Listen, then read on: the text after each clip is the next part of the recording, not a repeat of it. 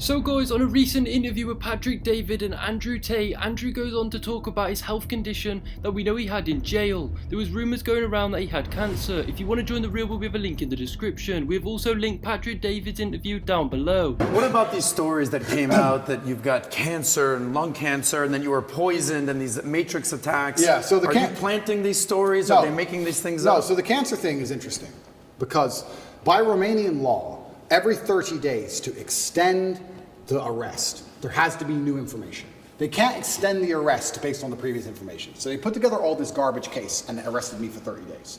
To keep me another 30 days, they have to find something during that 30-day arrest period to keep me for the second month. But of course, there's nothing to find. So when I was having medical scans in Dubai, a dark spot was identified on my lung. And I had follow-up tests booked for February. So after the first 30 days, I called up my PA and she said, "Are you coming to Dubai?" I said, "Well, yeah, if they let me go at the end of these 30 days, I'll come to Dubai for my medical tests." They took that conversation and shown it and used it in court, saying I'm trying to flee the country and trying to escape the judicial system as motivation for the second month's arrest. And the judge agreed and locked me in jail because I said that I would go to a medical appointment if I was free. And they used that as proof I'm trying to run because they had nothing else. And the judge agreed it for some reason and kept me in jail.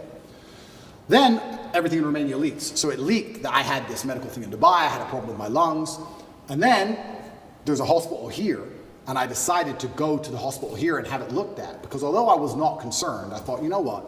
Although it's difficult to do procedures in jail, I have time for once in my life. So I decided to go to the hospital here in Romania, and Romania does have some private healthcare, which is actually very high quality. It's not as poor as people think it is. And I went to a private hospital, and I knew it wasn't cancer. I knew it wasn't. I sat down with the doctor and said, "We're really concerned about this dark spot in your lung." I said, "It's not cancer." He said, "How do you know?" I said, "That's just not my life path. It's not my story." You told him that? Yeah. The doctor was like, "Okay, but we have to investigate." I said, "We can investigate, but it's just not my story. It's not cancer. I have 0%. So I went to the doctors here. In Romania, everything leaks. It leaked out to the press. I had this mark on my lungs. I was supposed to go to Dubai. They denied me going to Dubai. They said that's enough reason to hold me and keep me in jail, which is absolutely insane. All because I had a phone call about a medical procedure. It's crazy. But they were always going to keep me anyway and find some reason. I went there. I had a bronchioscopy. Have you ever had one of them? Bro.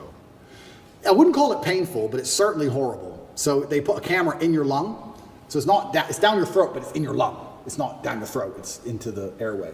So you're trying to vomit and you're trying to cough and you can barely do either. And they're moving this camera around inside. It's extremely unpleasant. It sucks. I had it 3 years ago in Dallas for the whole allergy thing. Did you have a bronchioscopy? Yeah, they had to knock you out. It's terrible. Yeah. You've had the same procedure. Absolutely. Were you awake or asleep? No, they gave me anesthesia, so I was asleep. Oh, bro, here. What were you? I was awake, wide awake. Yeah. Oh, I was wide awake. Sounds exciting. Yeah. They gave me this, they tried to numb your throat a bit and then they gave it to me. And the doctors all around me. It's kind of interesting because when something is in your mouth and you're choking, you want to grab it, right? So you're on a chair and you're like tied to the chair, so you can't move your hands. So you're like tied to the chair and you're like this, and they put this thing down your throat, this camera, and you're trying to vomit and you're trying to cough, but they can't move the camera when you're coughing. So even the armed guard who took me, the police officer, the guy, he was in the corner of the room, and even I could see on his face, he was like, "Fucking hell!" And I don't even want to reenact it because it's probably so horrible to look at, but you're just.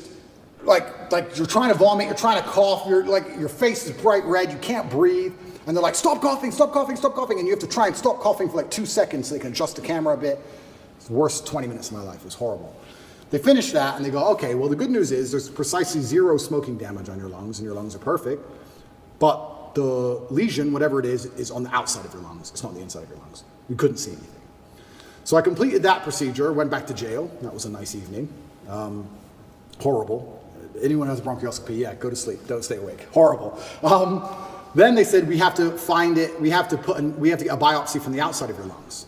So we have to put a needle through your back, a needle like this long, through your back, through your rib cage, to your lung, a CT guided biopsy it's called, and take a piece of it and then pull the needle back out and then do a biopsy on the piece. Now, they're like, "This is an operation. Do you want to have it while you're in jail?" Because the bronchioscopy wasn't much to recover from. I had a really sore throat, whatever. But this is an operation. Do you want to have it while you're in jail? And I was like, well, why not? I'm in jail. I have time. I can't recover, but I have time.